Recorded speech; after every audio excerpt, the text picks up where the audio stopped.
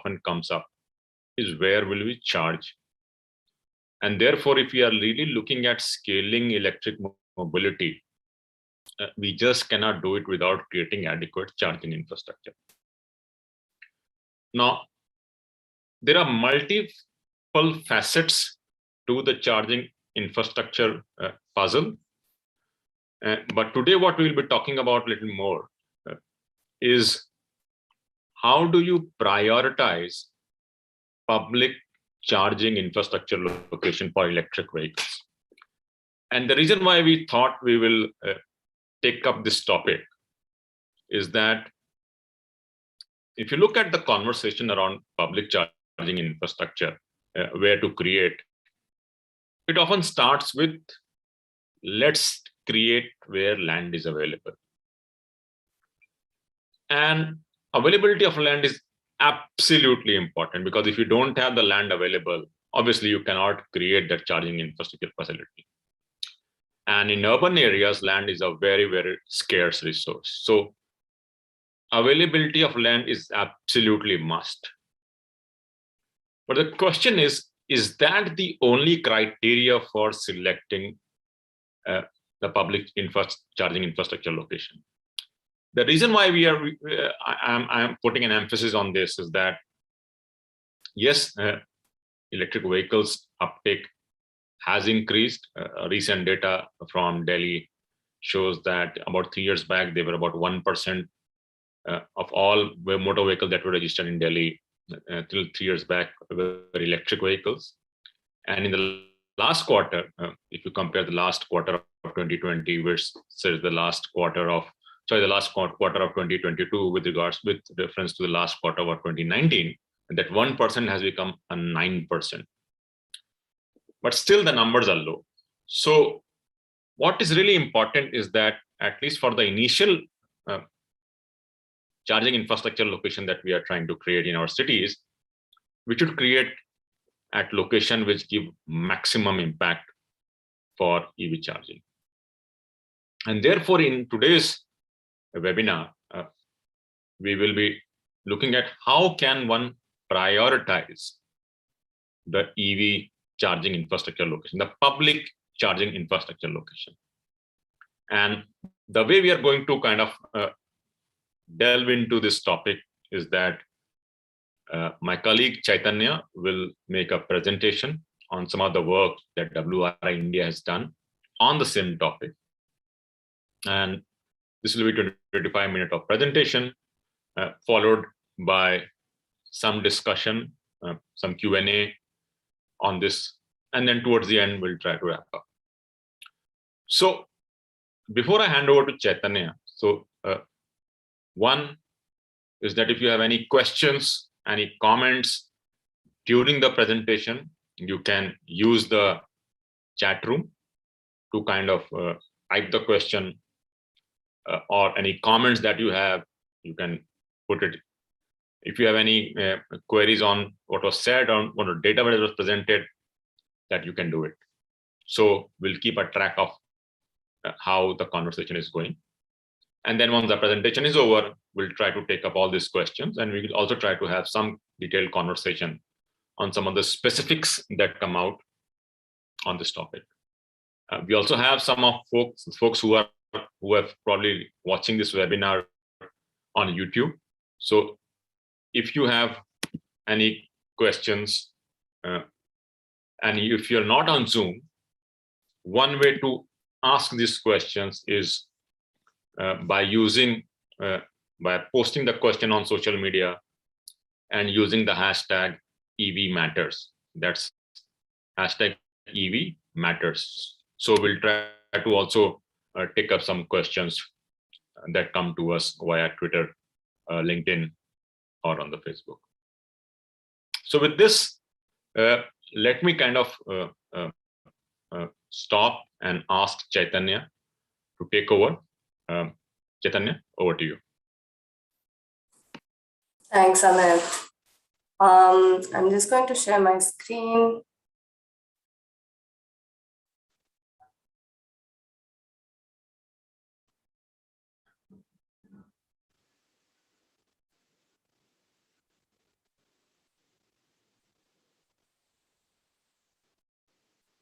Can you let me know if you're able to see my screen? Perfect. We can see that screen. All right, Go ahead, great. Captain. All right, great.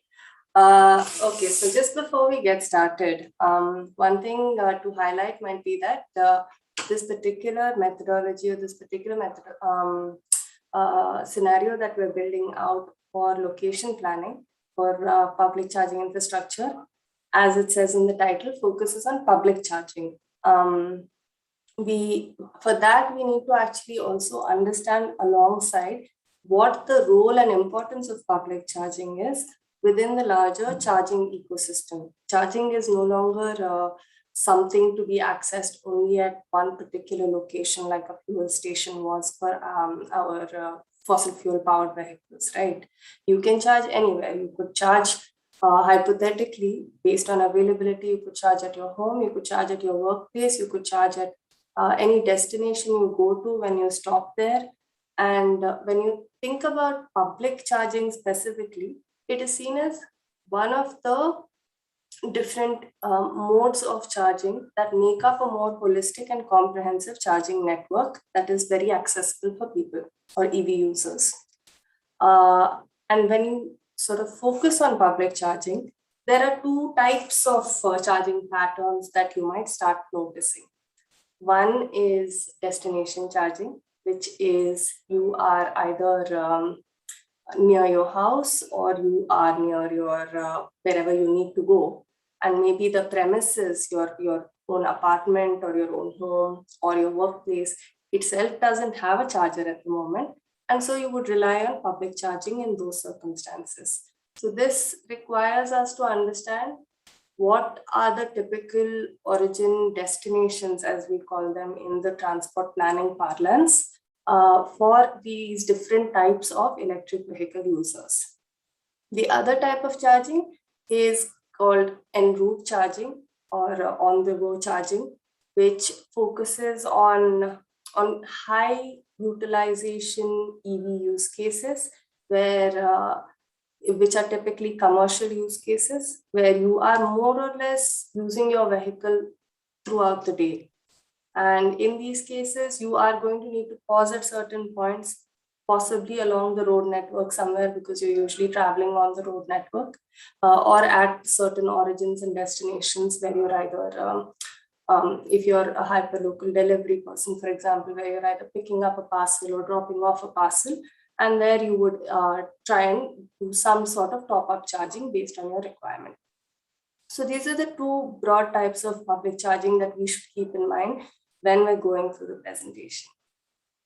So like Amit said, when we are planning for public charging, one of the main shifts that need to come about right now when taking a planned approach is to see where the public charging demand is and then provide your chargers there rather than provide it just where the land is.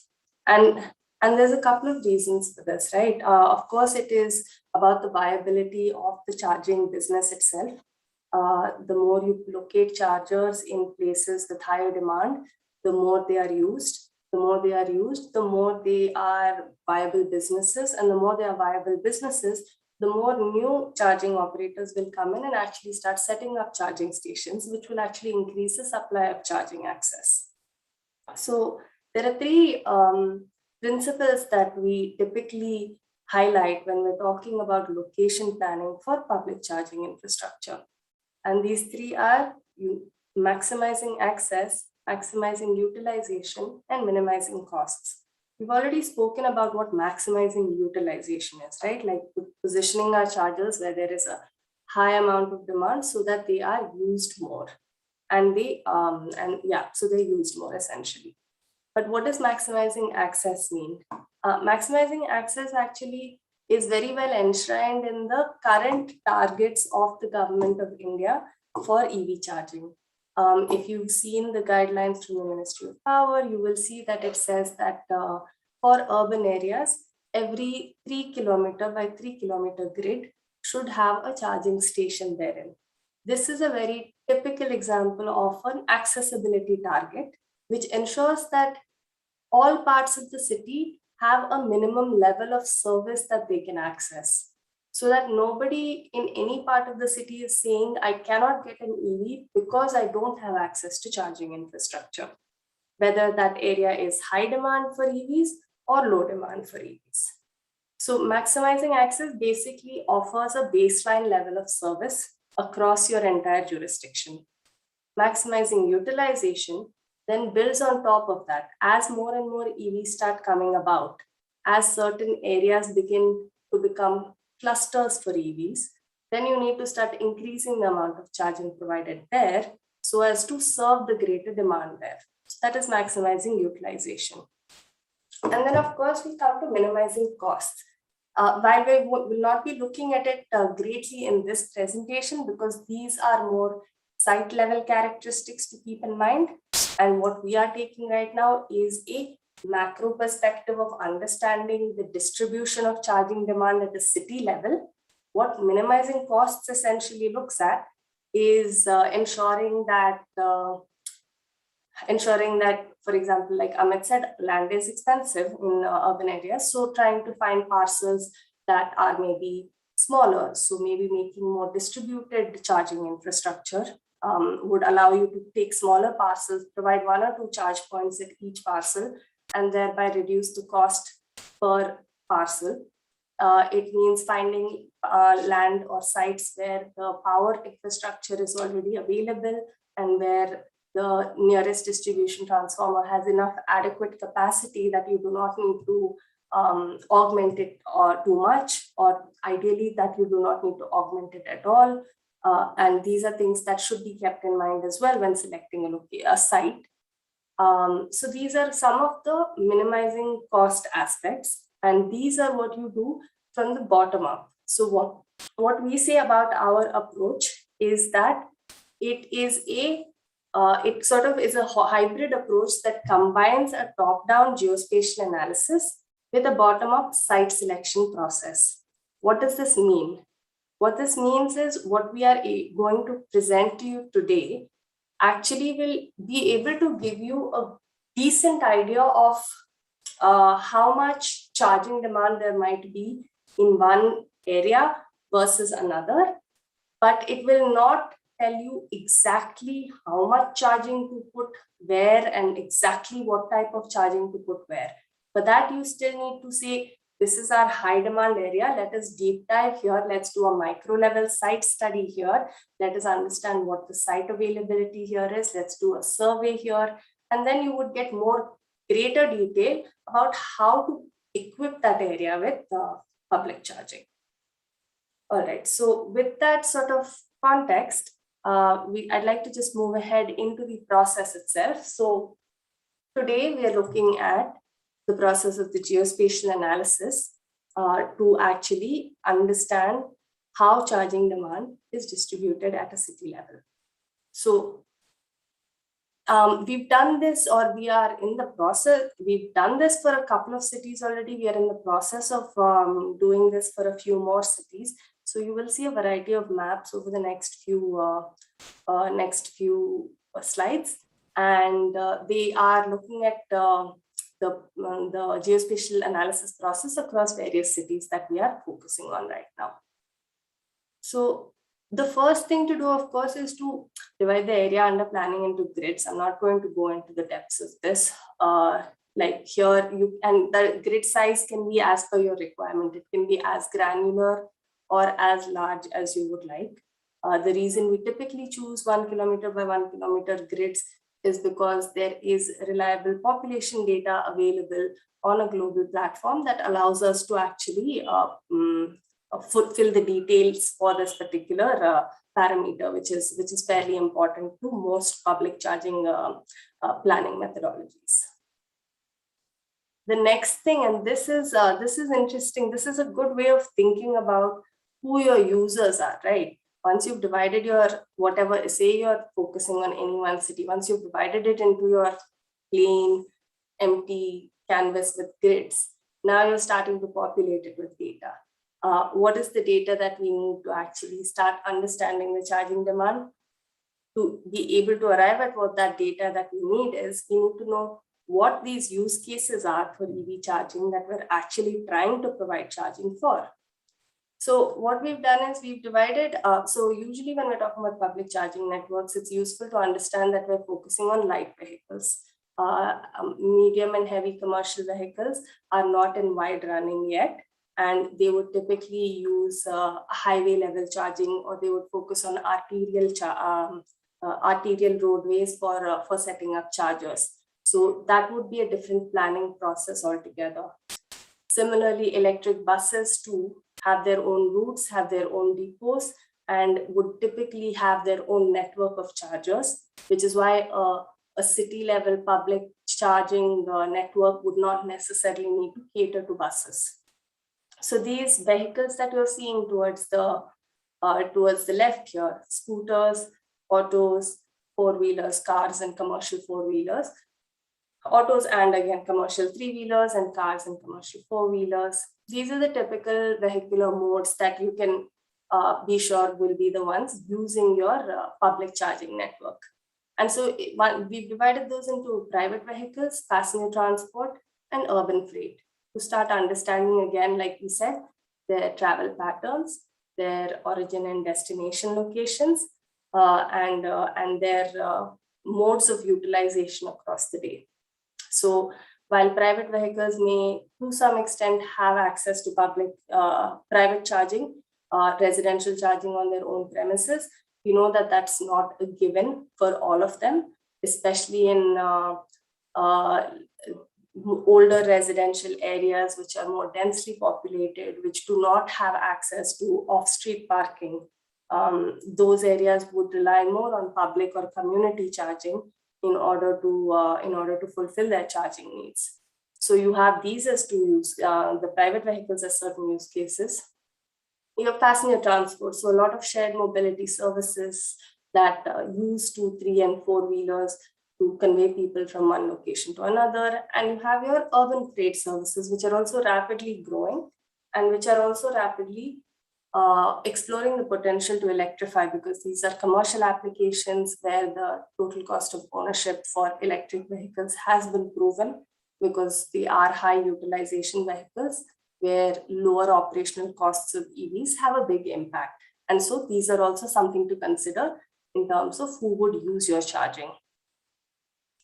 So now, the parameters that we come up with once we've actually understood the use cases are the ones we'll be going through now.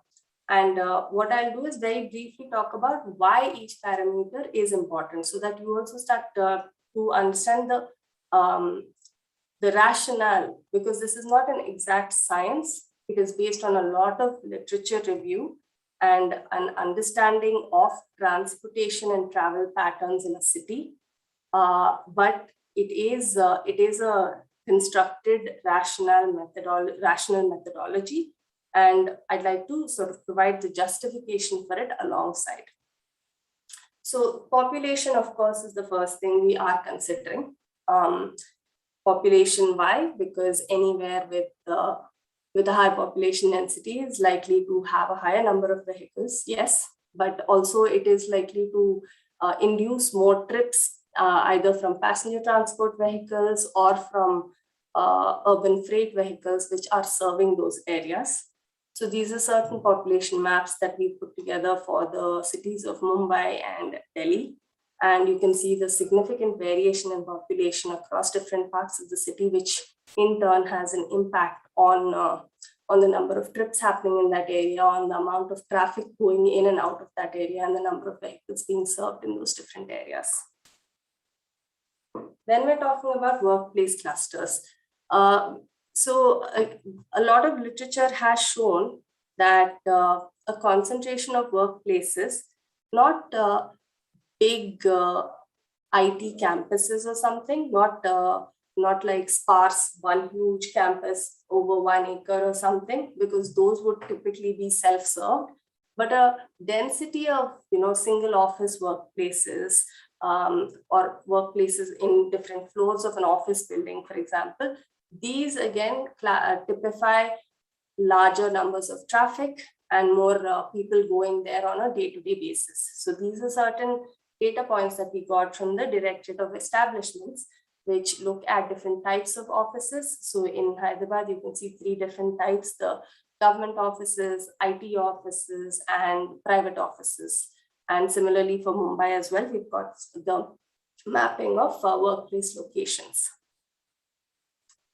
Institutional clusters, similarly, again, institutions being educational and healthcare institutions as well.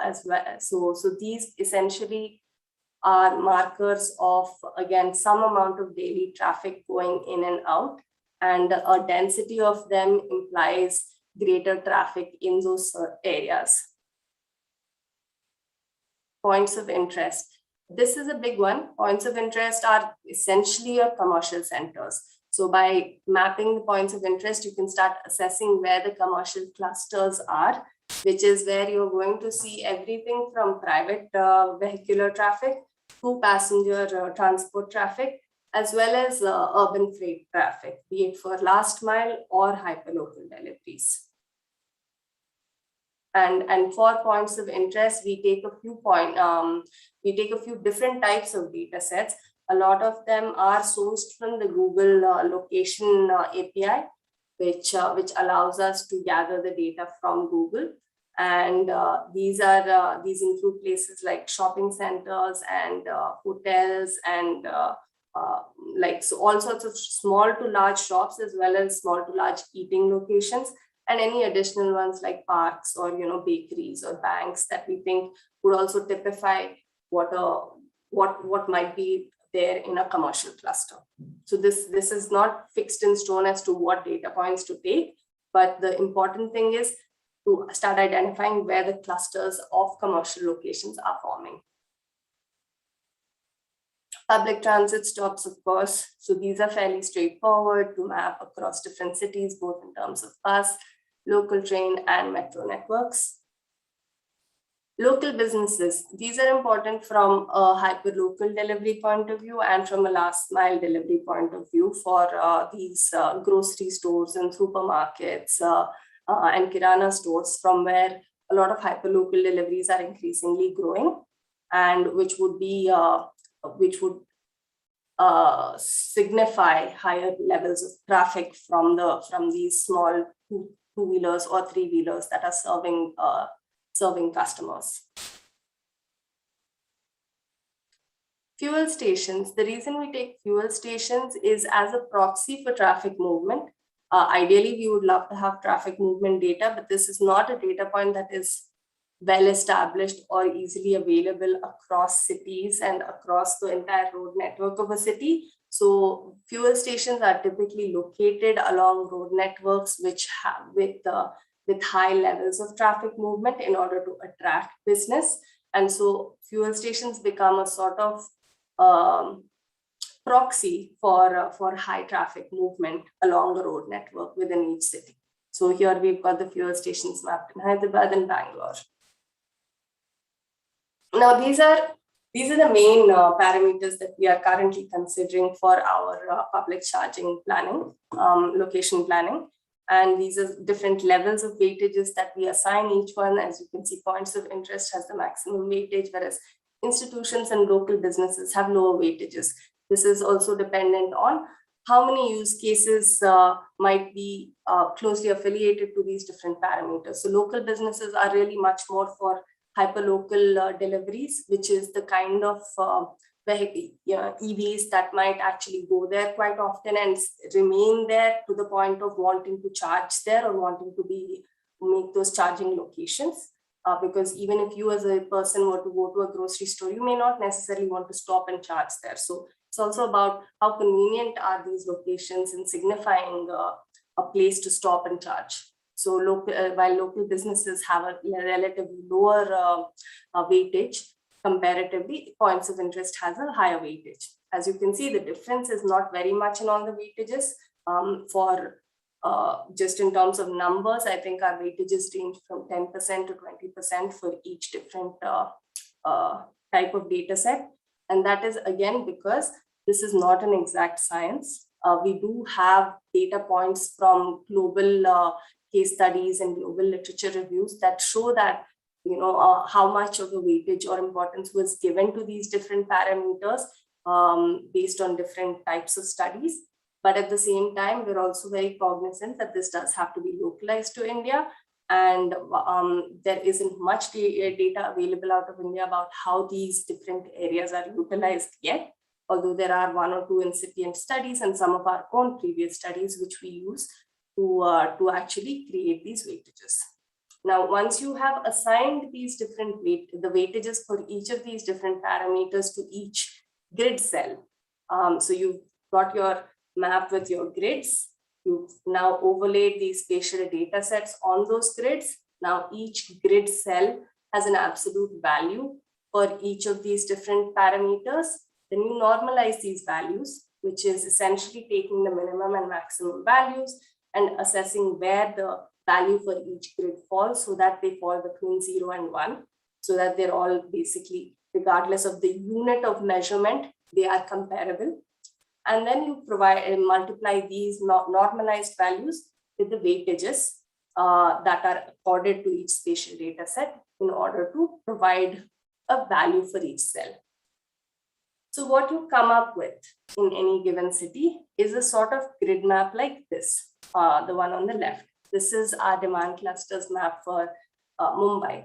And what exactly does this mean, right? So just to flag, these white areas are areas that are unoccupied. This is like Borivali National Park. This is the whole SL World and other, like the other green areas around here that are part of the Mirabai and the Municipal Corporation. And this is the Trombay area, which is also not occupied, which is why these are white and they don't have weightages assigned to them.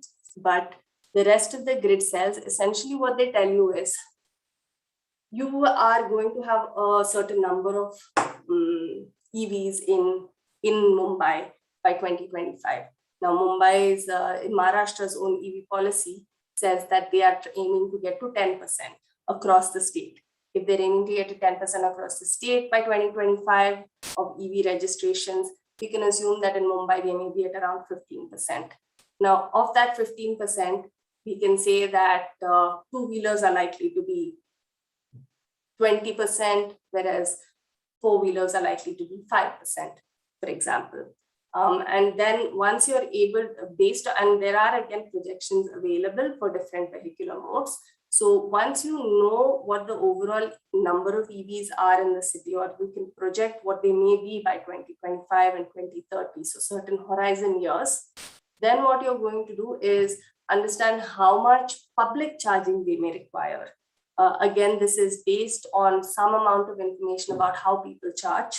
So we know that, for example, residential charging makes up a bigger chunk of private vehicle charging, but they will also require at least 10 or 20% of their charging to be done at public charging locations. So then you have an overall idea of how much energy demand is needed for public charging at the city level.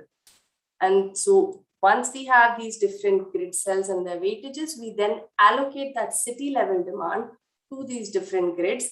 And then we're able to say that grid here, the one in the south near Nariman Point, for example, is definitely got a higher charging demand than say this one out towards the north. So this is the amount of detail we can get, and it becomes a great starting point for any city that is looking to start planning their public charging network. And what this particular slide is showing is how once you've got that, once you've got this spatial demand map in place, you can then actually start getting into the granular aspects of it. So this particular map on the right shows these 3 or 4 grids here near the southern tip of Mumbai, where Nariman Point and Mantralaya and the Chhatrapati Shivaji terminus are located.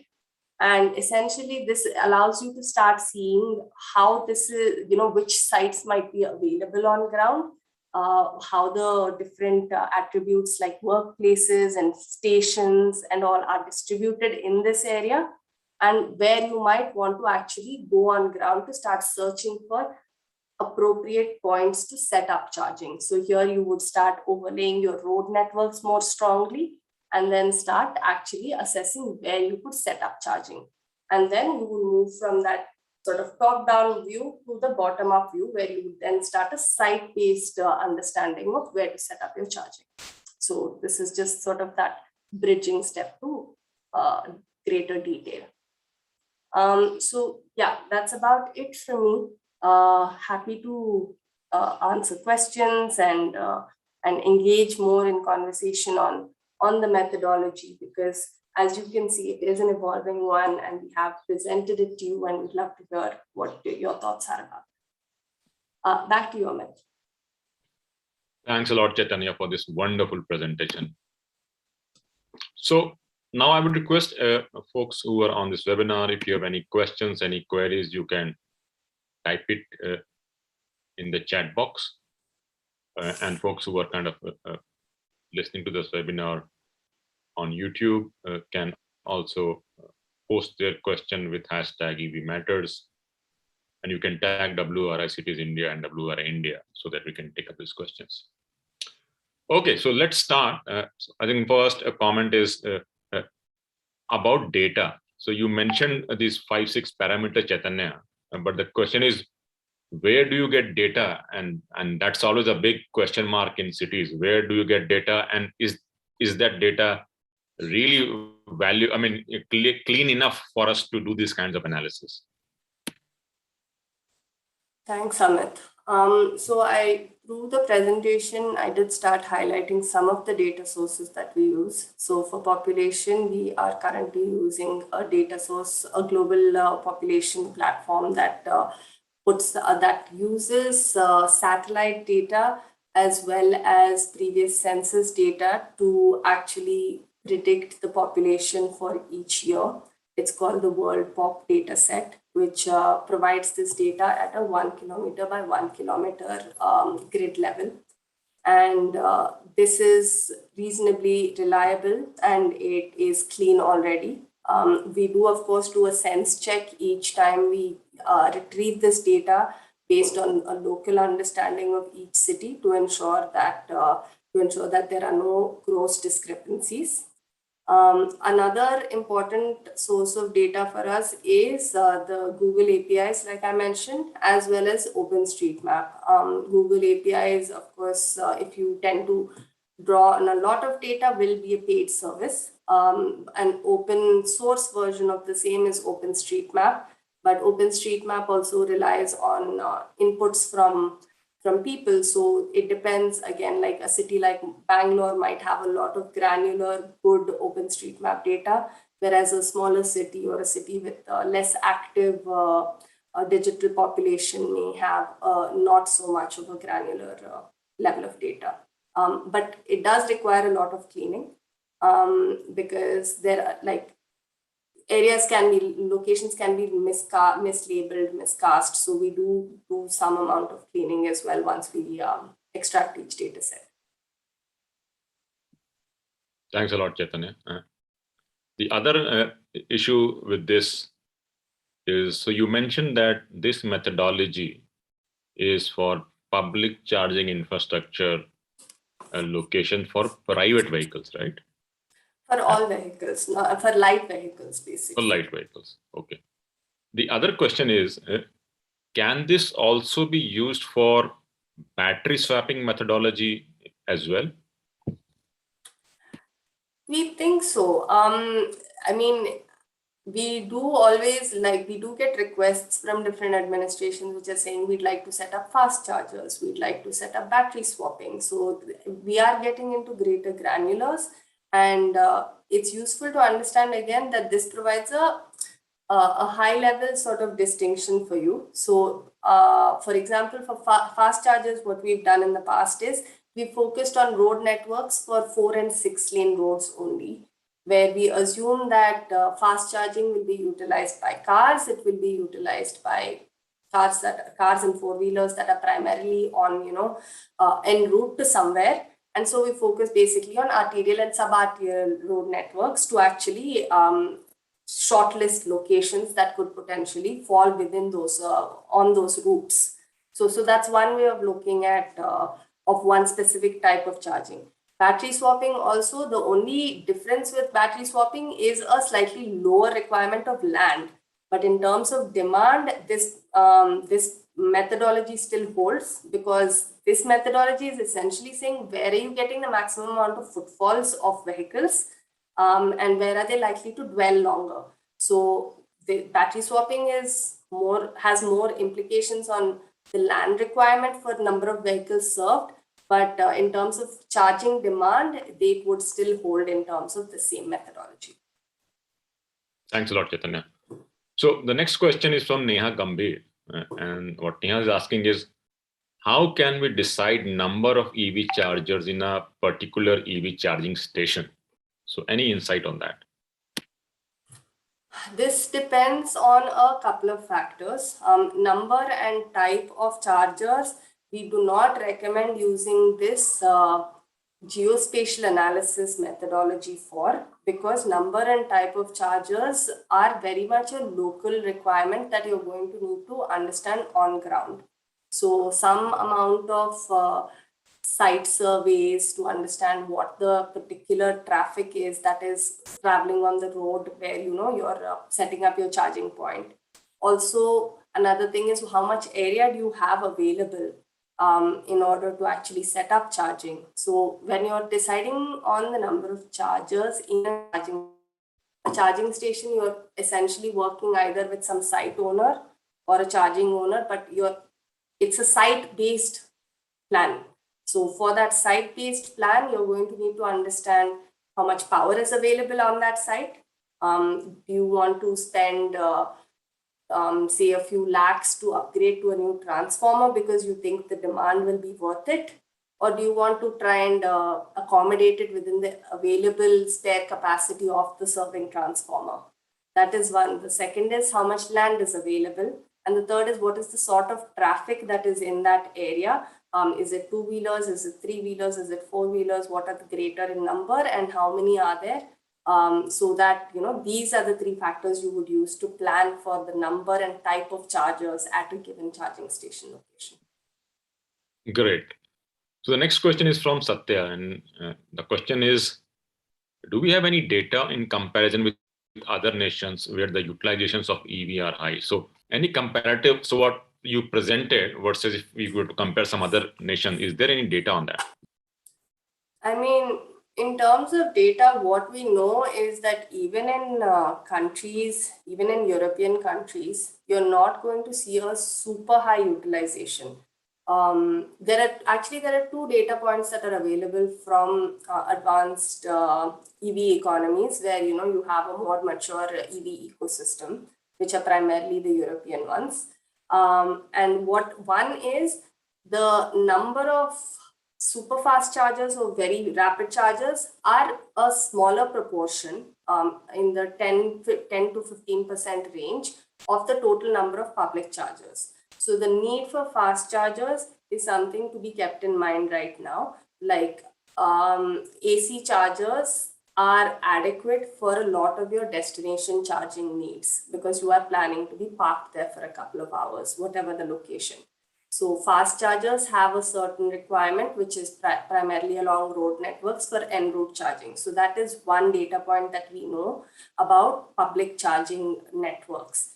The other is, as I was saying, utilization rates, even in countries like Denmark and Norway, are maybe hovering at the 20 to 30% mark. So we really need to ensure viability through appropriate business models and through appropriate implementation models to ensure that more private operators are able to set up EV charging, because we're not going to get to like 50% or 100% utilization just because that's not how this particular infrastructure works. Okay. No, that's absolutely clear.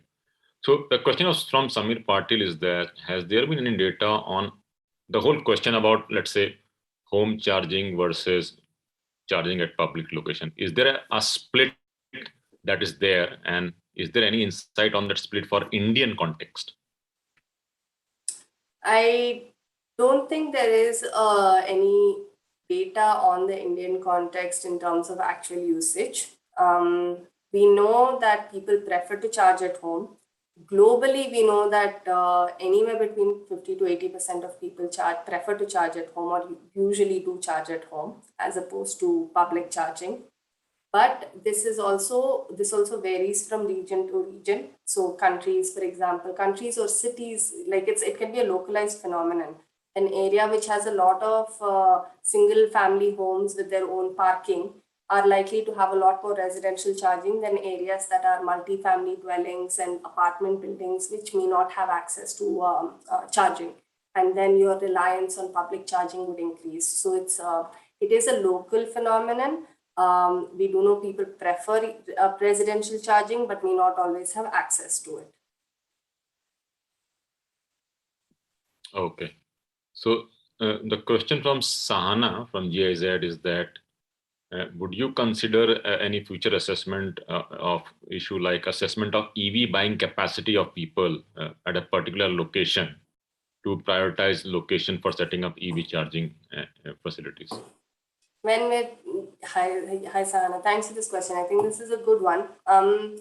When we're looking at a universal methodology, so far we haven't been able to find any good data that signifies EV buying capacity, right? We've been looking for rental data, one, income data, another, trying to see if there are various proxies that could be used. Census, for example, has a data point which is number of two-wheeler and four-wheeler ownership at a sub-district or ward level.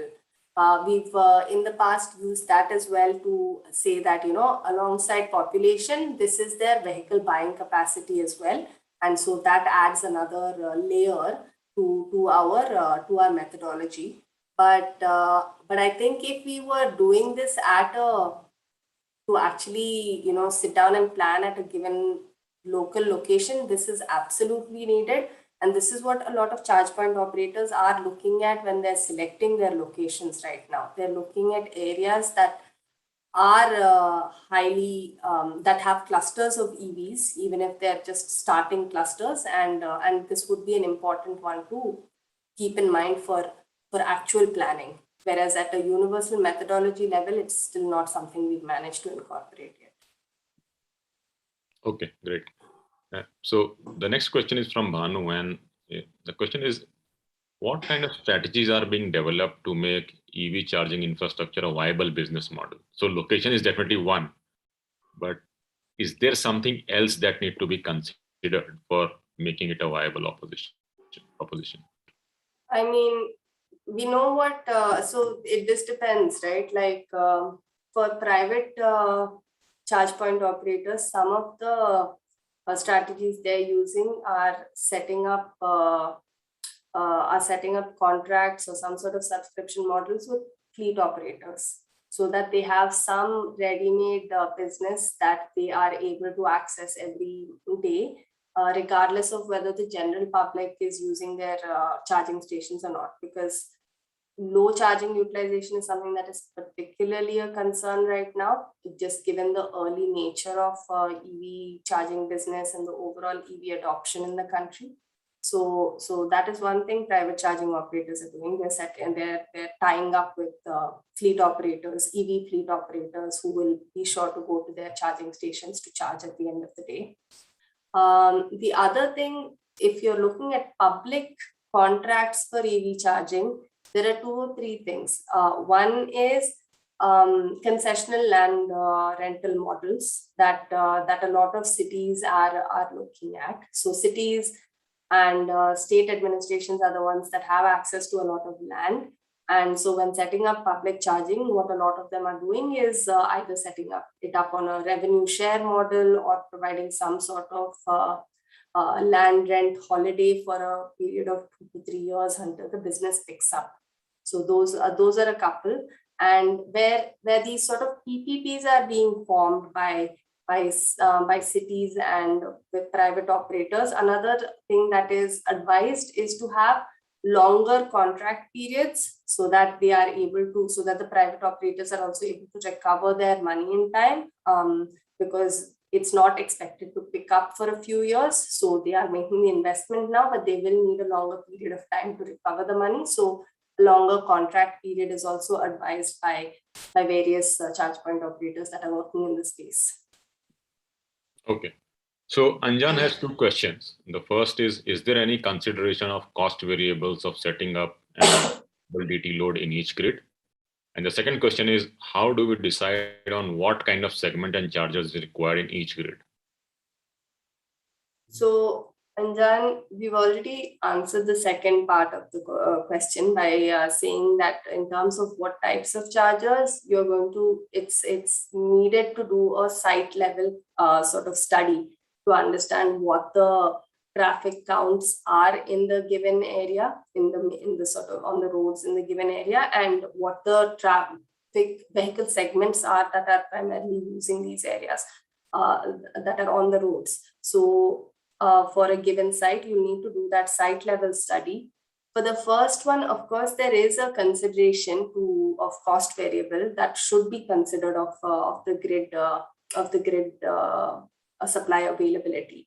So understanding, I mean, once you have a site location, the first thing to do is understand what the nearest serving distribution transformer is for that particular site, what the spare capacity is on it, and you would be able to do that with the DISCOM in working with the DISCOM. And the DISCOM would also be able to tell you whether you would need to set up either a new transformer for your load, or whether they would be able to serve it from the given transformer. And then also, again, a local study to understand what segments and types of charges are needed. Thanks, Chaitanya. So Amber has a very interesting question. And the question is, the weightage of these individual parameters could vary. Now, how could this be used or accounted in case you are in urban area versus semi-urban and rural? And if so, what are the key considerations that one needs to look at? So we have varied, or within our team as well, we work across various cities. We work in Bangalore, Hyderabad, Mumbai, Delhi, Ahmedabad, various cities, right? Even within cities, even at the urban level, we have found a need to, in some cases, change the weightages given to certain parameters. So one clear example is the weightage to public transport locations. So public transport locations, for example, in Mumbai, you do have a lot more local train usage, and you do have parking around the local train areas as compared to another city where local trains are not so prevalent, nor are they the primary modes of transport. And so you start looking at regional and local variations, and so the modal use of local trains was our factor here, on the basis of which we varied the weightage a little bit. So you do have to, of course, take regional peculiarities and keep them in mind, and we are always sure to ensure that the local knowledge is incorporated. When it comes to semi-urban or rural, we haven't looked at semi-urban or rural locations yet in terms of the charging requirements. Highways, of course, are a different ball game altogether, because right now the main focus of public charging provision has been highways and urban areas. And for highways, it is a matter of mapping where the commercial locations are along the highways right now, seeing if these chargers can be incorporated along with them, and also starting to understand how to provide power to highway-based chargers, because you would need to start setting up that entire feeder network and all, which may not be so high capacity along highways. Okay. The second question from Samir is, can the charger for public transport be shared with others? So, for example, in Shenzhen, where you have bus charger, the taxis are also charged. But is this something that we are seeing in India also happening? My understanding is that buses right now, at least 2 or 3 models of the popular models, are using GBT chargers. So GBT chargers would not, I mean, most cars at least right now in India use the CCS charging model or connectors. So they're not compatible right now, essentially. If you have more buses coming up with CCS chargers, then charging connectors, then I think it would definitely be feasible to have some amount of cross allocation, especially on highways again, where you do want to optimize your charging infrastructure. Okay. So Sukriti is asking, based on the demand at a particular location and a sanctioned load, how can the optimized combination of different capacity charges be decided without requirement of additional of DT? So we do have a great example in the handbook that looks at exactly this. There's a case example that we provide in the handbook, so I would really recommend you to look at that. But in short, you would then look at the kind of traffic in that area. Do you provide a battery swap station, or do you provide a certain number of slow chargers, or do you provide just one fast charger? Right. So these kind of requirements are really based on the type of vehicles that are going to be using that charging station. If it's a predominance of 2 and 3-wheeler fleet vehicles, then you know that maybe battery swapping could be an option, especially if these fleets are using battery swapping. If it is smaller 2 and 3-wheeler vehicles that are not necessarily swapping enabled, then you may want like 5 to 6 AC chargers. If you know that it's going to be a lot of cars that are going to be coming and using that station, then it's going to be, you dedicate it to that 1 or 2 DC fast chargers. So it then really depends on understanding your market and the demand that is going to be coming to that station. Okay. So Sahana, again from GIZ, is asking, is there any data available on traffic flow for cities with the transport department or any other of the respective states? And the second part is, what are the key challenges in getting traffic flow data from cities? First off, there are some traffic flow data for, like, say, the main highways, right? It's there on and off for certain cities. It may be slightly old data. Like, so you have comprehensive transport plans anywhere from 2008 to 2014 floating around that for the different cities. And there is no regular time at which all cities do their comprehensive transport plans. So some cities might have very dated data, and it wouldn't cover all the main road networks. It would cover some of the road networks along which these surveys were done. So we have, therefore, we've looked only for open source data to the extent possible in order to keep it a replicable methodology. In the open domain, in the public domain, there is no good data that is able to be utilized at a city level. And given that we want this to be a scalable methodology, that is the reason we've actually used the proxy of fuel stations rather than traffic flow data. Okay. So Dhirub's question is, maybe I can take that. Is WRI planning on something on business model viability for EV charging setup? So Dhruv, that is something we are working very actively, and I think in a couple of months' time we will come out with something on this. We were looking at a business model and how can that help inform the EV charging setup. So do keep look at our website or on the social media. In a couple of months' time, we will come out with something on this. Okay, so Kanv is asking, any data on linking or correlating the location planning with increasing financial viability of public charging infra? We'll have to wait and see. We're just now actually, we do have we are working with certain administrations and with certain providers to actually support them in understanding where to plan their EV charging. And I think it's a matter of tracking to see whether, yes, the location planning actually does result in that increased utilization as we hypothesize. Absolutely. I think, so the question is that, so the way we are looking at is we want to create ideal or as close to an ideal location for public charging infrastructure. And the idea rationale being that so that it can be used.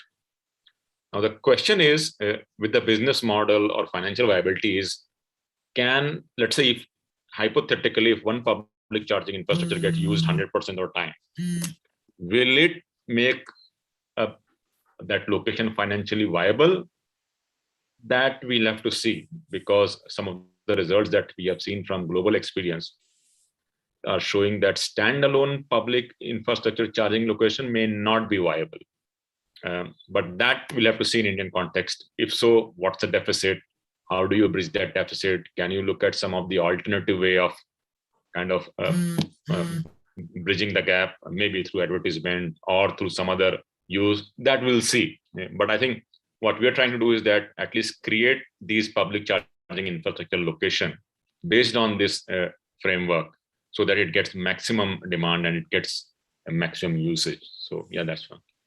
Okay, so Ashish is asking, is there any minimum land requirement for charging infrastructure? There isn't really. It depends on what you mean by a charging station, right? Even the Ministry of Power have clarified in their later guidelines that you do not need a certain minimum number of charging points in order to be a charging station. It can be one charging point, it can be 5 or 6 charging points, depending on the requirement. So given that the main requirement for charging station areas is the parking, it depends on how many charging points you're providing, which in turn should depend on the amount of demand that is there in that area. And you could take one big plot and provide a charging hub, or you could take multiple small plots and provide sites and provide charging points at these sites. It's more about ensuring that all of this is easily accessible to EV users by either putting it on an app and ensuring that it's regularly updated to ensure that what sort of charger and whether it's available or not is clearly marked and communicated on the app. So it's more about ensuring that the data is well communicated once, rather than a preference for one big hub or multiple small hubs. So Kunal has messaged me a question, and the question is, how proactive are any power distribution companies to support the increased demand of public charging infrastructure, maybe in near future? Some of them, this varies from discount to discount. We can't speak to the ones we haven't spoken to. We have spoken to them in a few states. They are all trying to understand what the requirements are. This is an area that they're grappling with as well. They've all put out the tariffs, EV tariffs, in the corporate offices. They are all aware of them. The part of it is also ensuring that the local offices and the local circle offices and all are also aware of these requirements. So the line officers need to be aware of it, and it is slowly happening. Okay. So Kanv is asking another question, are there any good source to get different charging infra layout based on some leading global practices? Layouts will depend on the safety requirements of the charging station itself, and there are certainly some good practices regarding that. For example, the Central Electricity Authority, CEA, actually has certain guidelines on what to keep in mind when you're setting up a charging station, like at what height you should place your charging station, how much buffer space you should give around your parking area. So certain things are already provided in the regulations for safety. The rest is more about the area that is available and whether you would like to say go for cluster parking, parallel parking, on-street parking. It depends on what kind of parking layout, whether it's underground parking, and ensuring that your layouts correspond accordingly to the requirements of the site. Okay, so Aditya is asking, there is an article as Future Mobility Calculator, an electric mobility infrastructure tool that is done by WRI and Siemens. Can you please give some insights into that? And also, how does it benefit with respect to electric infrastructure? Yeah, so this is a global level too. This was done a bit earlier. It does also aim to provide support in terms of planning for public charging infrastructure as well.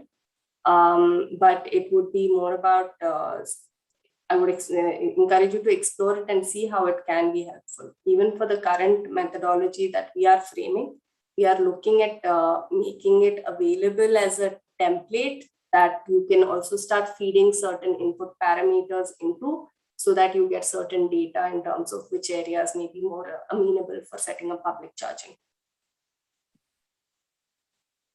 This is great, Chaitanya. Thanks a lot for taking these questions. And maybe before we wrap up, one question that often keeps coming, and based on the work that you have done, if you would like to answer. So suppose a city is planning to initiate electric mobility, and it's planning that in next 5-10 years, it would actively push for people to shift from conventional to electric.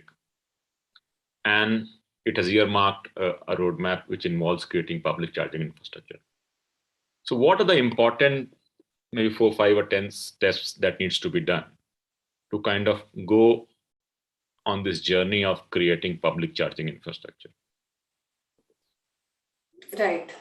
The first is to understand the role of the city, right? Is the city best positioned to invest in public charging, or is it best positioned to govern a more distributed charging approach? What would make sense is, as far as we understand, is to allow private operators to also set up public charging, but ensure that there are certain rules in place in terms of accessibility to those charging stations and how the data from that charging stations is captured. So one thing that a city looking to set up a public charging network should have in place is some sort of SOP, right? Standard operating procedure that can be given to any private operator that would like to set up a public charging station. So then the onus of finding land, the onus of paying for charging infrastructure is not on the city at that point. The city has created the process in order to allow private landowners to work with private charge point operators and provide public services at a cost, of course. So certain guidelines in terms of what data they should share with the city, what data should be publicly available so that it can be on an app for EV users. That's one thing. The second is some sort of single window process for getting any approvals that may be needed. So you don't want to make it heavy-handed, but just maybe some sort of like power supply approval. If you need to get a power supply connection for a public charging station, is there a way that cities can expedite that by saying that, within 24 to 48 hours, approval will be given for public charging power connection? So those kind of things also expedite the process. So setting up a governance framework that allows private operators to work in the city and set up public charging would be the most important thing for city administrations to start with when they're looking at a rollout plan. And last and final thing I would say is really the purview of a city is maybe certain targets that they would like to achieve, and what sort of incentives they may provide to help those targets be achieved. So if you're finding that land is in short supply, you can do what Maharashtra is suggesting and look at some sort of property tax incentives that would allow people to offer up their land to set up public charging. So having targets and providing incentives to ensure those targets are reached. Thanks a lot, Chaitanya. So one more question has come from Samir, and what he's asking is that can there be a sharing of wallets for charging operators? They can be used, maybe the national transport card as a wallet. It also has RFID built in. I mean, of course, the technology is there. I think it's more about the will and the framework that needs to start unifying some of these pieces. we should be striving for a public charging network that is as interoperable as possible so that all resources are used optimally. And for that, you do need some amount of cooperation between OEMs, between charge point operators, between various levels of the ecosystem. So that is something where we're still waiting to see, and the government could have a role. And state EV policies have hinted at these things, have said that they will require digital payments at every charging station. They will require acceptance of major banking, wallets and online payment methods. But the thing is, we still have very few charging stations on ground that are operational. So we're not seeing how these policies are rolling out yet either. Thanks, Chetan. This is really fascinating conversation. So thanks a lot for taking your time, one, presenting, but also taking all these questions that have come up. Thank you. Before we close, again, thanks, Chaitanya, and also thank my colleague Nikita and Rama, who have been helping us with the outreach and communication for this webinar. So thank you. This has been fantastic. So I think what an important takeaway that I personally learned from today's session is that I think public charging infrastructure creation is vital for scaling up EV. Now, we don't know the numbers for India, but some of the global studies show that home-based charging can be anywhere between 50 to 80% or 85%, but the rest is being met by public charging infrastructure. So that's one.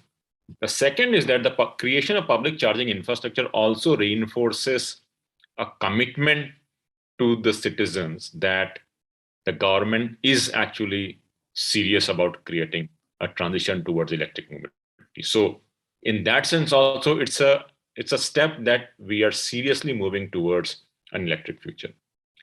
Now, yes, as I said earlier, availability of land is the starting point for public charging infrastructure, but that is not the only point. Because what we also want is that at least the initial set of charging infrastructure locations that come up are utilized, so that one, it creates a impact that charging is available. So the whole fear of range anxiety is also moved away. But if the initial set of charging locations are utilized, it also sends a message that yes, there is an uptake of EV, and we are seeing that these charging infrastructure are being used. So I think that has been very, very important. Now, what Chaitanya showed is 7-8 overlays that one can put in, and then come up with probably the most suitable location. Now, that overlay is something that is evolving. Maybe we can come up with some of the parameters which are not discussed today in tomorrow, or we might change the weightage also, depending on the geography, the mobility pattern, the city profile. That is all possible. But what is really interesting is that to look at this question of public charging infrastructure location beyond just availability of land, I think that is really important. And so as cities move ahead and create public charging infrastructure location, the idea is you can use a slightly wider set of parameters to select the initial set of locations which are most optimal to kickstart the conversation. So with this, we have come to the end of the webinar, but that's not the end of the conversation. We want to continue this conversation going. We want to seek your feedback as well, if we can also consider some of the other parameters. So one way you can participate in this kind of two-way dialogue is by post this webinar. You can further ask your question, have comments or feedback on social media. You can use the hashtag EV Matters, and then you can tag WRI Cities India as well as WRI India, so that we can move forward with this conversation and also be refining this conversation as we move forward. So once again, I thank you all for very proactively participating, asking questions. I once again like to thank my colleague Chaitanya, Nikita, and Rama for this wonderful conversation. Thank you, and see you soon in the next when we take up some of the other interesting topics on electric mobility and clean mobility. So with this, thank you, take care, bye-bye.